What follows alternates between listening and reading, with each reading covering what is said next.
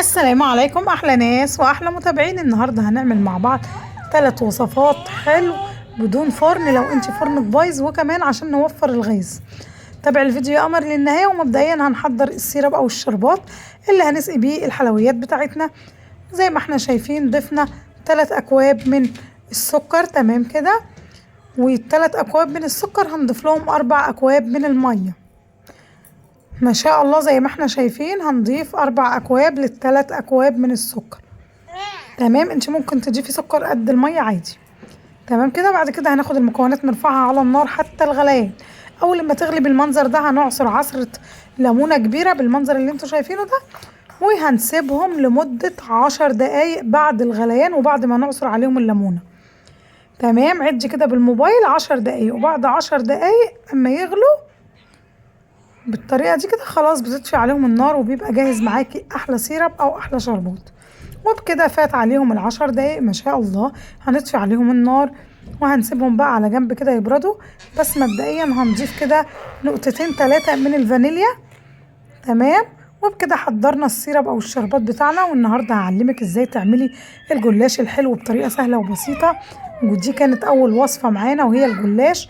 ما شاء الله، تعالوا نعمل مع بعض الجلاش الحلو بطريقه سهله وكمان بدون فرن وبدون كمان سمنه. بجد سهل جدا جدا، هيعجبك قوي. لفه جلاش فكت معانا. لو معاكي في الفريزر هتفكيها كده لغايه ما تبقى طريه تماما بالمنظر ده، او تجيبيها صبحه كده من عند الراجل تبقى جميله. ويفضل انك تجيبي جلاش اللي هو السايب ده احسن. وحضرت هنا معلقتين دقيق كده عليهم 3 معالق ميه عجينه كده عشان نلزق بيها الجلاش. تمام، وهناخد ورقه واحده بس من الجلاش. تمام، ادي ورقه واحده هنتنيها كده الاطراف بتاعتنا. تمام، ونبتدي نلفها لور عادي جدا. لو انت عندك اي حشو ضيفي الحشو في النص عادي.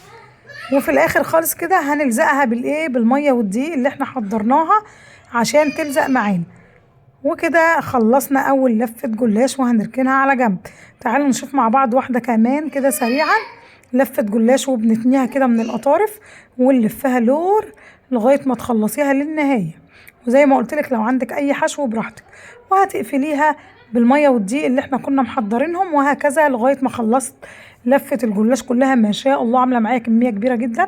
وهنبتدي ان احنا نقطعهم بقى بالسكينه 3 4 حبه. تسيبيها طويله زي ما هي سيبيها، يعني ليكي اختيارات كتير في الوصفه دي لانها بجد وصفه جميله جدا جدا.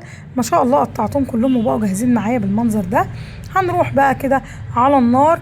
وعندك هنا خيارين ما بين انك ممكن تضيفيهم في صينيه وتدخليهم الفرن براحتك، وما بين انك هتعمليهم زي ما انا هعملهم كده طاسه كده على النار وفيها شويه زيت. وممكن تعملي ميكس ما بين الزيت والسمنه وتحمريهم عادي جدا بالطريقه اللي انا هحمر بيها دي.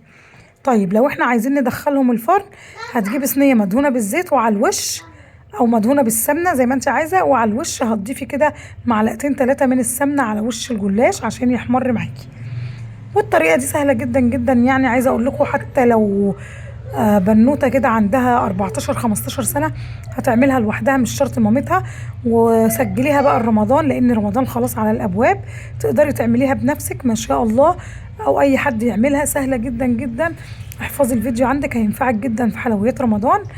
وما تسيبيش الفيديو يا قمر. ولو لسه ما صليتيش على الرسول صلي على الرسول، لان الفيديو فيه كنافه وفيه كمان كيكه بدون فرن. تابعي الفيديو للنهايه لان بجد بجد الفيديو هيعجبك جدا. بعد ما احمرت ببتدي ان انا اقلبها على الجزء التاني عشان تحمر. وخلاص كده بقت جاهزه معانا. حمرتهم كلهم ما شاء الله. والسيرب اللي احنا كنا مجهزينه السيرب بارد والجلاش ساخن جدا لسه منزلينه من على النار. هنضيف شويه بشويه كده ونضيفهم في قلب الطبق ده. نغمزهم كده في قلب السيرب او الشربات مره واحده اهو، ونقلبهم تقليبه صغيره كده بس عشان الجلاش ما يتكسرش مننا بشويش. ونطلعهم على طول في الطبق الجامد اللي انتوا شايفينه ده. وعملنا احلى طبق جلاش سهل وسريع ما خدش مننا اي وقت. بالليل في السهره في رمضان هتعمليه للضيوف. لو اي ضيف عندك هتعملي حاجه حلوه سهله ما شاء الله. شايفين انا هنا حاولت ان انا ارصه كده عشان يدي شكل حلو يعني، بس ما شاء الله كان في منتهى الجمال. تعالوا انا على تاني وصفة وهي الكنافة بدون فرن. هنعملها برضو بطريقة سهلة وبسيطة كده زي ما عملنا صوابع الجلاش. هتطلع معانا ولا اروع. واهم حاجة تكون الكنافة تكون فكه معانا بالمنظر ده، ما تكونيش ضيفاها في الفريزر، او لو انت ضيفاها في الفريزر هتطلعيها قبلها بثلاث اربع ساعات لغايه ما تفك تماما تماما تماما. وبعد كده تبتدي تفرفشيها من قلب بعضها كأنك بتغسلي هدوم بالمنظر ده، لانها بتبقى كلكعه واحده كده، بتفرفشيها خالص كده. عايزه اقول لكم انا معايا ايه، كيلو من الكنافه، لاني استغليت الموقف وانا بشتري الكنافه. الراجل قال لي لو خدتي الكيلو هتاخديه ب 25 جنيه، خدتي نص هتاخديه ب 15. فقلت اخد الكيلو واقسمه على مرتين. فانا كده قسمته الى جزئين، خدت النص عينته بقى في الفريزر، والنص التاني هعمله معاكم بالمنظر ده. السطح اللي انت بتكوني شغاله عليه لازم تكوني بلاه كده بندعه بسيطه من الميه، يعني نديه كده بالميه عشان الكنافه تتقفل معانا. وهنا انا بقيس الكنافه مثلا قد بعضها، بعملها بالمنظر ده تمام. ومحضره جنبي كوبايه ميه اهي، بضيف ايدي كده في كوبايه الميه عشان لازم تبقي منديه المكان بالميه. وهنا برضو لو حابه تعملي حشو، ضيفي حشو برضو في النص ولفيها لور بالطريقه دي كده. ومادام انتي ضايفه ميه كده على الرخامه بتاعتك او على المكان اللي انتي شغاله فيه، هي بتلزق لوحدها بالميه، مش محتاجه ان احنا نعمل لها عجينه ودقيق زي ما عملنا في الجلاش. تمام كده. هناخد واحده كمان بس ونشوفها مع بعض اهو، بتنديها بالميه.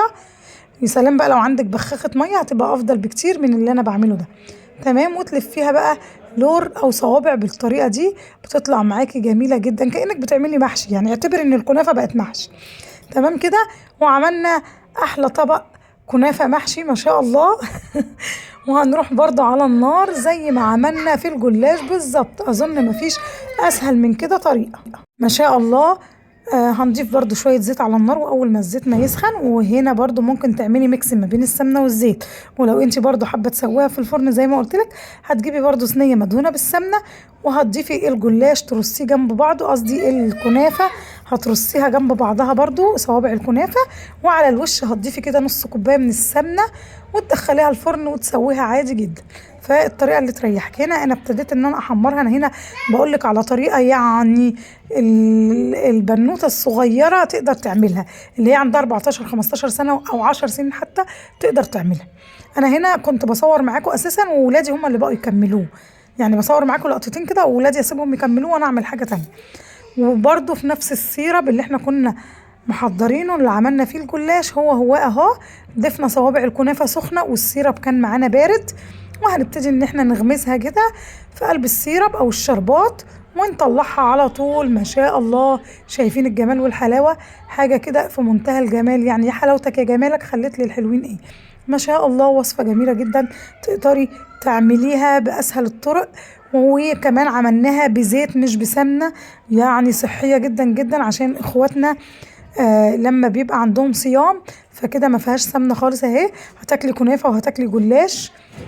تعالوا بقى نعمل مع بعض الكيكه السهله السريعه جدا برضو في الخلاط. معايا هنا عدد 2 من البيض، وعليهم كوبايه ونص من السكر، وهنضيف عليهم نص كوبايه من الزيت، ونقطتين من الفانيليا، ومعلقه كبيره من الخل. وهنضرب المكونات دي كلها كده في قلب بعضها في الخلاط. تمام. وهنحضر هنا مع بعض كوبايه من عصير البرتقال، كوبايه من بيبس البرتقال، كوبايه لبن، كوبايه ميه، اي حاجه. تمام.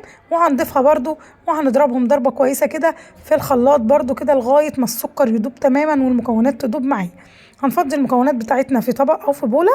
بعد كده هنكون محضرين على جنب كوبايتين ونص من الدقيق بنفس الكوبايه اللي عيرت بيها كل حاجه، ورشه ملح صغيره، وكيس من الكيك شيف او البيكنج باودر، ومعلقتين كبار من النشا.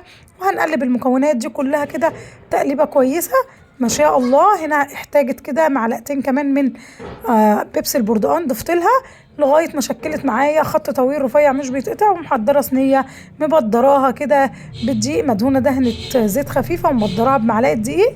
وهنسويها على عين البوتاجاز. هنولع النار وعليها ورقه ألمونيا، وهنضيف الصينيه بتاعتنا كده ونغطيها بصينيه تانية محكمه الغلق.